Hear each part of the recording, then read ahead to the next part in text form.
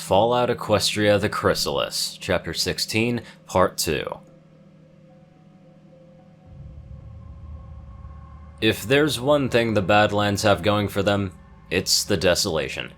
I can't imagine how much worse my reaction to the Equestrian wasteland would have been if I hadn't grown up in the Badlands. Admittedly, I spent most of my time there in the hive, rather than on the barren and largely lifeless surface, and after that I had lived in Equestria for several years. Still, it made the transition less jarring than if I had to live in the northern parts of Equestria, with her rolling, grassy fields and sprawling forests, all teeming with life. That desolation was ideal for changelings seeking to remain hidden. With a surface devoid of food and water and the ground split into a maze of canyons and hills, it was rare for anyone of any sense to wander out that way. It also meant that the land was almost entirely unchanging. I had no need of Starlight's pitbook and its map to guide us. When we were set out that morning, I knew exactly where we were. By midday, the pale slice of sky ahead of us had stretched over half the sky, as we passed under the ragged edge of the Enclave's cloud cover. Looking ahead, it was as if I had stepped back in time. The bare sun beat down on bleached rocks, the air growing hotter and drier by the moments, just as I remembered it.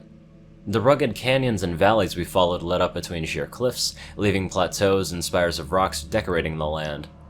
I know not many outside my hive would share the opinion, but I always found the Badlands to be beautiful. We walked on pebbles and dry earth crunching under our hooves and the wagon's wheels. I even sprouted wings, taking to the air and getting the same perspective I would have had on my return trips to the hive. Everything was exactly as I remembered it. Even in the few places where the centuries had worn down a slope or rocky formation, they were still immediately recognizable. The heat was certainly unchanged. Starlight and Dusty's almost odd attention to the sun was quickly stifled. Without the protective layer of the clouds, it beat down on us, unrelenting. Sickle, she had it the hardest. Between muscling the heavy wagon over the broken and hilly terrain, the ever-increasing altitude, and the heavy armor she wore, it wasn't long before she was panting in exhaustion. I'm not sure how long she would have stubbornly pressed on if Dusty hadn't called for a break. We sheltered beside one of the many rock columns that stretched up from the ground, which had always looked to me as if someone had stacked rocks atop each other. It gave us a little shade. Sickle unharnessed herself and tore her helmet off. It banged down against the rocks as she flopped down, moving on only enough to retrieve the pair of bottles that she chugged, one after the other. "How far is your hive?" Dusty asked. "Probably about 30 miles, I said. Sorry, I think my estimate of our travel time was a little low. I always flew, and I hadn't expected how much slower it would be to walk, especially with a wagon in tow." Even Sickle's abrasiveness was worn down by her exhaustion, though she still huffed out a retort between pants. "You're welcome to haul it yourself if you think I'm too fucking slow." Ignoring her, Dusty asked me, "Is the terrain like this the whole way?" Worse. Then I'm thinking we leave the wagon here. It'll be a lot easier to carry a few days of food and water than it will to drag this thing with us. Sounds good to me, Sickle mumbled as she pulled out another bottle. "And drink some water," Dusty said, looking at her. "Alcohol isn't gonna help." "Alcohol always helps," Sickle grumbled as she popped open the bottle. "Stop being such a cunt." Dusty frowned at her, silent for several seconds before replying. "You know, I might find that more insulting if you didn't throw it around every other word." "Like I give two shits what you think," Sickle said before tipping back the bottle and chugging it all in one go. When it ran dry, she threw it back the way we came. The sunlight twinkled off the final drops streaming from the bottle as it spun through the air, remarkably vivid and strangely beautiful after the dullness below the constant cloud cover. An hour later, we had packed 5 days' worth of food and water in our saddlebags. As we prepared to set out, I laid the course for the rest of the day. "There's an outpost along the way to the hive," I said. "A way station and a hideout for returning infiltrators, among other things. It'll be a good place to stop for the night." The moon and stars were shined overhead by the time we reached the familiar rocky formation, and the narrow gap in the rocks below it. I paused before the opening to tug at my magic, unwinding my disguise. This was a changeling place. It felt appropriate to return in my natural form. I stepped into the passage, pushing just enough magic into my horn to cast a faint light. The rocky ground was covered in dry earth and grit, entirely undisturbed. We crept forward in the dimly lit space, followed the tunnel almost 50 feet before it ended in a metal door, and it was unlocked. I pushed it open and stepped into the small bunker beyond. It wasn't an impressive space, but it was immediately familiar. Many times I had stopped in this place. It was a single room with a small alcove at one end. The main part of the room held boxes that had once held supplies for passing changelings, a large table that doubled as both a dining surface and a map table, and a tiny kitchen. The alcove at its end held 2 sets of bunks set into the smooth rock walls, stacked 3 high, and at the back was a toilet and a shower. Without a thought, I reached out with my magic. The switch beside the door clicked loudly in the silent space, and to my surprise and relief, the lights flickered and struggled to life. I let out a shuddering sigh. A soft rattle sounded from the tiny vent at the back of the room, the stale air stirring as it mixed with the fresh air being drawn in. While the outpost was coated with dust, it was intact. I simply stood there, marveling at it. That small part of my hive had survived. This one place that I had been so familiar with was still there, unchanged. With a little bit of sweeping, it would have been indistinguishable from my last visit. 200 years ago. Dusty eventually stepped up beside me. Should we look around? I pulled myself away from my nostalgic thoughts and nodded. Oh, of course, of course. As he checked over the stack of boxes, Starlight followed me to the table at the center of the room. There was a substantial amount of paper spread around it with a box of neatly arranged writing implements set to the side. Some were maps, others were printed reports. My attention was immediately drawn to the small stack of papers near the center of the table. I slid them over with my magic, brushing away the dust. The top paper was a printout of a simple grid of letters. I gave a soft huff of amusement, which caught Starlight's attention. Hey, what's that? A Finet cipher table, I said, sliding the paper over to her. One of the low-security methods used for... oh. The page below was covered in writing that formed the familiar jumble of nonsense of a ciphertext. Encoded messages. I drew the paper over, scanning over the words. Like a code? Starlight asked, peering at the new paper as well. So, what's it say? I gave a soft chuckle and smiled. I may be good with cryptography, but I'm not that good. I'll have to take some time to decode it. Oh, Starlight said, her eyes drawing back as if she had said something very stupid. That lasted only about a second before perking forward again. So, how long will that take? When it comes to cryptography, I'm afraid the key is patience. Complex ciphers can take a lot of work to decrypt. I picked up the cipher table before her, setting it down with the encoded message. But, if it was left here, it probably meant for any changeling from our hive to read. We'll see. The next paper had only 8 words written on it. Siphon, bulwark, scatter, umbra, shale, flitter, cinder, and desire. My throat had already tightened as I started to read, but as I read the last one, it felt like a weight had dropped in my gut. Starlight stepped in close beside me, her voice softened and concerned. What is it? Their names. I swallowed around the lump in my throat. My sisters. Starlight's ears drooped in sympathy. Somewhere behind us, Sickle rumbled quietly. Desire was an infiltrator too. I finally said. We trained together, and we were close. A thin, neat line crossed through her mane, as well as scatters and umbras. Starlight reached over my shoulder, giving me a comforting squeeze. I leaned into it for a moment before drawing in a deep breath and refocusing. I returned to the stack of papers, but there was nothing more to find. All that remained were supply requests and the final reports destined for analysts in the hive, left undelivered for 2 centuries. I even recognized one of my own reports on strategic supplies shipped through Appaloosa in the week before the end, as well as records of what smuggling activity I had been able to track. I felt an unreasonable urge to take that report, to scour it for anything I might have missed, as if I might have somehow prevented what had happened. I set it aside with the rest of the reports to just be ignored. Dusty had finished searching through the supply boxes, and every single one had been emptied long ago and neatly stacked back in one place. As we sat and ate a late dinner, I started working to decrypt a message left so many years ago. My suspicions turned out to be correct. The message used a simple cipher, one that would never be used for high-security traffic, but which served the purpose of quickly protecting a message from casual observation. Even without the key, I could have likely broke it in a few hours at most, but it really was intended for any changeling in our hive to read, and as such, it used a common and well-known key. It only took a couple of minutes to transcribe the entire message to plaintext. I sat back reading the message as I held it floating before me. Then I read it again. I was starting on a third read-through when Starlight finally spoke up. What's it say? I had to force myself to speak. The changelings who came here all received substantial amounts of magical radiation. I said. The ones who survived headed north into Equestria. I folded the paper, which cracked dryly. They were looking for CLT facilities. What? Any of them? Starlight asked. I tucked the folded paper into my saddlebags. It seems that way. Maybe not all, but it does appear to have been a widespread project. A hint of concern touched Starlight's expression, as if sensing something was wrong. That's good, right? I huffed out a short breath and nodded. I even managed a weak smile.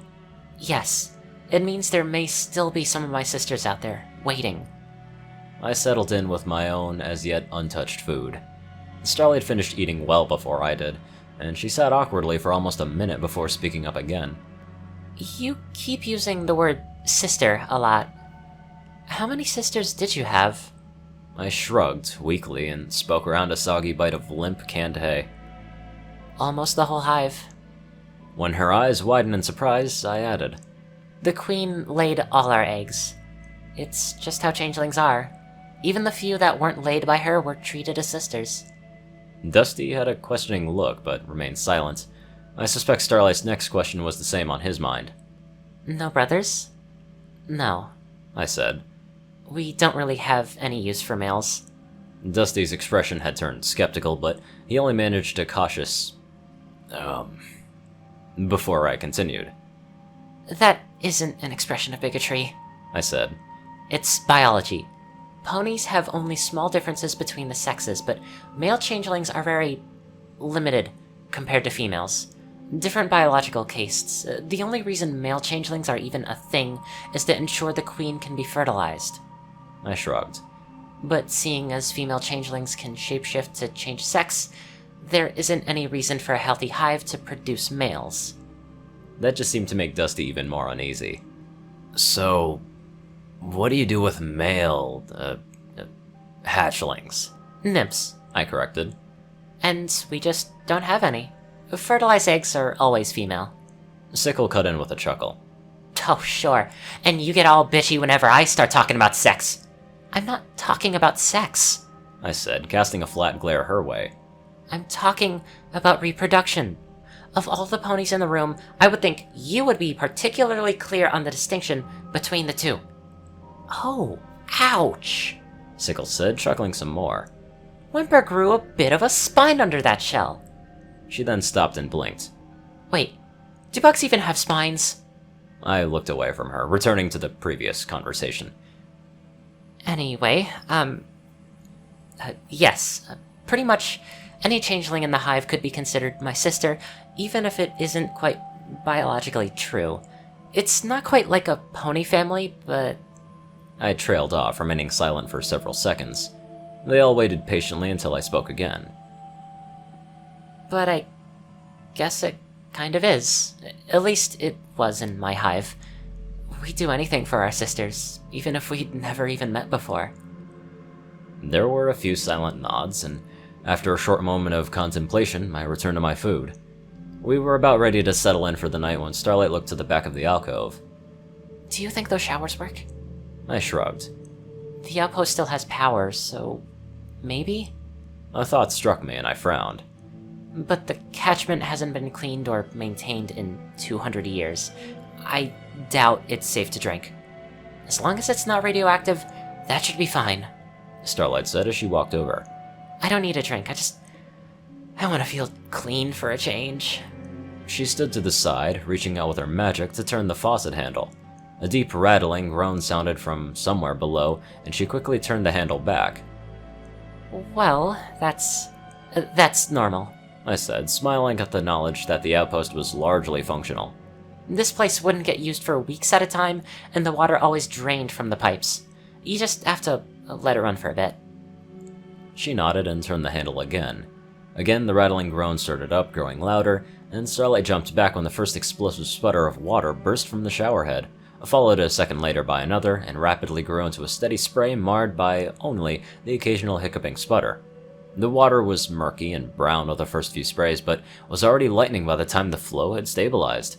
As it ran clear, Starlight grinned, murmuring a quiet thanks to Luna and stripping off her belongings. She dove into the water and let out a sharp gasp. Damn, that's cold! That's cold! Despite that, she closed her eyes and plunged her head under the flowing water, grinning happily. She opened her eyes to see an unusual luxury floating before her in my magic. One of the bottles of soap I had salvaged from Paradise Beach. She laughed and snatched it and soon was lathering up. She arched her back and turned this way and that, practically dancing under the steady stream of water, her hooves splashing in the water that swirled around the floor drain.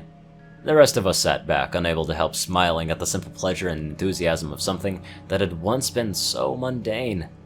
Starlight was halfway between panting and shivering when she finished, but grinning as wide as I had ever seen as she walked away from the shower, dripping wet and clean. As she fetched a towel to dry off, I took my own turn at the shower. The water was icy cold, but it still felt amazingly good as it flowed over my carapace. I fetched an old faded washcloth set beside the shower and scrubbed it all over, removing the weeks of grime and oil and gunk that had remained even after multiple transformations. That felt liberating. And I have to admit to a moment of narcissism as I admired the glossy luster of my shell, shining as the water flowed over me. I was interrupted by a grind of metal on concrete and looked back in alarm. Sickle was partly wedged into one of the lower bunks, her armor scraping and screeching against the top edge of the nook as she tried to force herself into a space that was far too small for her. Oh, well, this is just Brahmin shit! She finally growled as she gave up and then spent a couple of seconds wrenching out onto the cot mounted within before it tore away with a crack of sheared-off bolts. She threw the frame to the ground and flopped down atop it. I was tempted to object, but I let it go. When I finally finished with my showering, I was met by Dusty, who smiled and inclined his head to the bottle of soap. "Do you mind if I use a little of that?" I smiled back, floating it over. Oh, not at all. As he started to shower, I quickly toweled off. I shook out my wings, casting off the final drops of water, and lifted into the air. I floated up to hook my forelegs over the edge of the top bunk, hovering beside it. Starlight was already lying there, grooming her coat with an old brush. I met her smile with my own and spoke. Hey, do you mind if I take this one? Her smile turned to curiosity. Sure. Why? I suddenly felt very silly, my ears folding back. Oh, well, it's just that every time I came here I always slept in this bunk. She stared back blankly for a couple of seconds as my concern grew. Then a smirk crept across her face. Her shoulders shook in barely constrained laughter as she lifted a hoof to point at me. Holy crap. No, that's not fair, no. Creepy bug monsters shouldn't look that cute and pitiable. I smiled in surprise and, I'll admit, confusion. After a few moments of laughter, she finally controlled herself enough to speak again. Yeah, you can have it, she said between laughs. She scooted to the side and slid out, a hoof holding onto the edge to neatly swing herself into the bunk below. I blinked again and finally gave a chuckle of my own as I processed what had just happened. I floated up and dropped myself onto the cot, rolling over to my side. Starlight's hoof was still holding onto the edge of the alcove. Her laughter had stopped, and a couple of seconds later another hoof joined the first, and her head peeked over up the edge. Hey, Whisper? It's okay, I said, giving her a smile. Even if I'm most certainly not cute. She chuckled, flashing a smile. The expression quickly faded away again. That's good, but, I mean, are you okay with... She glanced around, her eyes lingering onto the table and its stack of papers before returning to me. All of this? My smile withered away, and after a moment, I nodded. I'll be fine. She hesitated as if deciding what to make of my reply. Finally, she hauled herself up to sit beside me. Her eyes were just full of worry. Do you want to talk about it? she asked, her voice gentle and full of caring. I remained silent for several seconds, but slowly relaxed. If you want, I said, a faint smile returning. I'm sure this whole expedition of ours is going to be an emotional roller coaster for me, but we're doing something good. I think it'll be fine. She stared back into my eyes for several seconds before her concern slowly melted away, and she leaned comfortingly into my side, mirroring my own soft smile. We sat there, quiet and relaxed. Eventually, she spoke again. I never had much of a family. Never knew my dad, no brothers, or no sisters. It was just my mom and me. She heaved out a sigh before continuing. What were they like? The ones that you were close to, like Desire. My throat threatened to tighten again. Desire was energetic, active, enthusiastic. I found myself smiling again, just a little. And very social and friendly. She liked people. Starlight gave a soft chuckle. Sounds a little like me. A little, I said, nodding. But she was a lot more flirtatious. I gave a chuckle of my own. Which she cultivated into a fine skill set as an infiltrator. She enjoyed her work, and I'm sure she left a long line of mares and stallions longing after her alter egos. I told her more about my sisters, but mostly about the rest of our small group, infiltrators who had bonded during our time in training. There was Shadow, gentle and kind, and so quiet that you might mistake her for being shy, but always so clever, especially when it came to avoiding attention. There was Dagger, always bold and playful, yet probably the most aggressively calculating of us. And then there was Ripple, amazingly brilliant in many fields, but particularly in understanding how others thought. A natural manipulator. The stories didn't last long. We were both quite tired and relaxed by then. I was still smiling as I drifted off to sleep, with the warmth of Starlight's body and her friendly affection, right beside me on the slightly too small cot. We set out shortly after sunrise the next morning. I felt remarkably refreshed. I was clean, well-rested, and comfortably fed. Despite all that, I was troubled. The happy memories recalled the previous night made my way for worry and doubt. I don't know what we'll find at the hive, I said as we buckled onto the saddlebags and slung our weapons.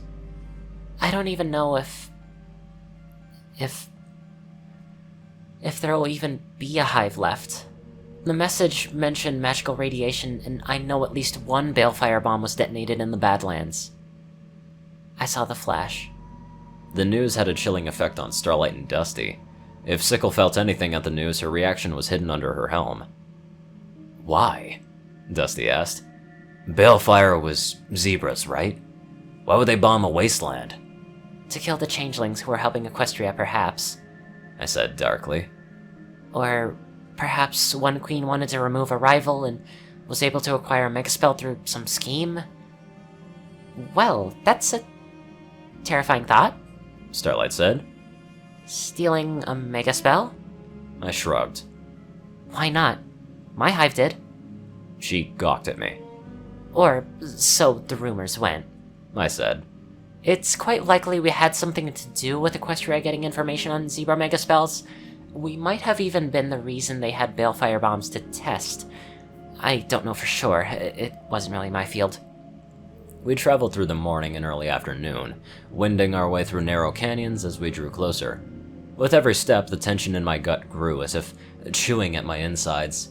Our progress was agonizingly slow in the rough terrain as our path twisted this way and that, and we were forced to climb over obstacles or navigate steep slopes. Several times, my wings buzzed anxiously, ready to draw me up into the sky to cover the last miles in an aerial sprint, but my hooves felt as heavy as lead. The whole time we traveled, I remained silent, save for the most basic of directions. A terrible sense of dread dug at the back of my mind as we ascended towards one more ridge. Part of me wanted to turn back and never return, but I couldn't stop. We climbed higher, and the shattering spires of rock that had stood onto the barren slopes above my hive came into view. Many had fallen, and unfamiliar cracks ran through some of the cliffs, but the land above the hive, though battered, remained.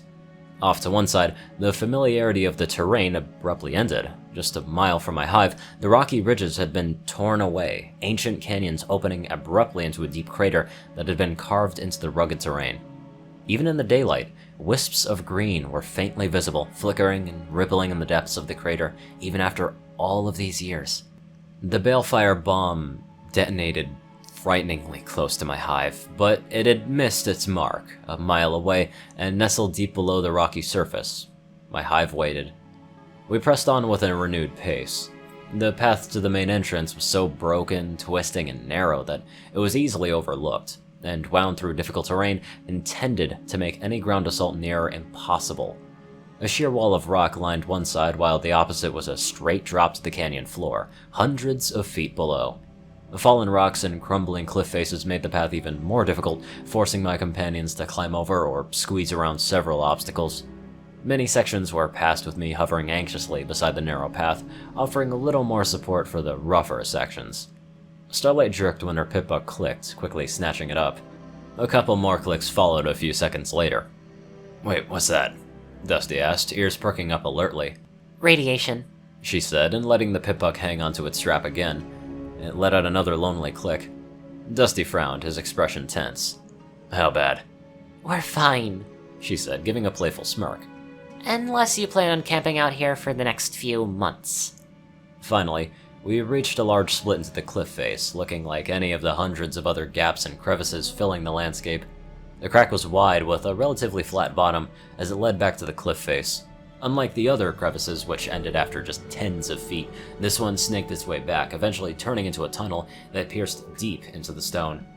The brilliant sunlight quickly faded behind us, leaving us once again navigating by the light of Starlight's pip-buck. The air was chilly, a sharp contrast from the Badlands outside.